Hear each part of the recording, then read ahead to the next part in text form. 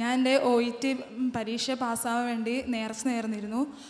മൊത്തം 3 പ്രാവശ്യമാണ് പരീക്ഷ എഴുതിയത്. ആദ്യത്തെ പ്രാവശ്യം എല്ലാ സബ്ജക്റ്റും വന്ന് എഴുതാൻ പോണ മുമ്പ് ഇവിടെ അച്ഛൻ വന്ന് പ്രാർത്ഥിക്കുകയും അച്ഛൻ്റെ കയ്യിൽ നിന്ന് മിഠായിക്ക് മേടിച്ച് പോയി. പക്ഷേ എനിക്ക് ഒരു സബ്ജക്റ്റ് മാത്രം പാസ്സായില്ല. വീണ്ടും വന്ന് അച്ഛനോടും ചോദിച്ചു ലിസണിങ് മാത്രം എഴുതി നോക്കട്ടെ എന്ന്. അപ്പോൾ ഞാൻ വന്ന് ഒന്നുകൂടി പ്രാർത്ഥിച്ച് എഴുതി. പക്ഷെ അതും പാസ്സായില്ല. 3-ാം പ്രാവശ്യം വീണ്ടും വന്ന് പ്രാർത്ഥിച്ചു.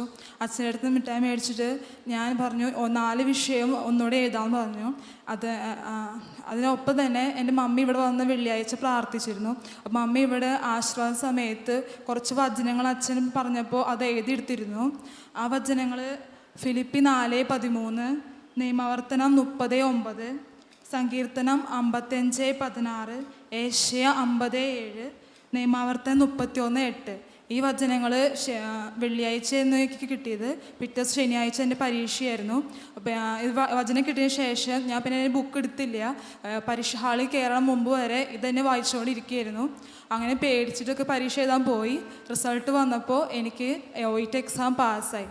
ഇപ്പോൾ ഈ മാസം അങ്കമാലി ഏജൻസിനടുത്ത് എൻ്റെ പ്രോസസ്സിങ് ഞാൻ സ്റ്റാർട്ട് ചെയ്തു.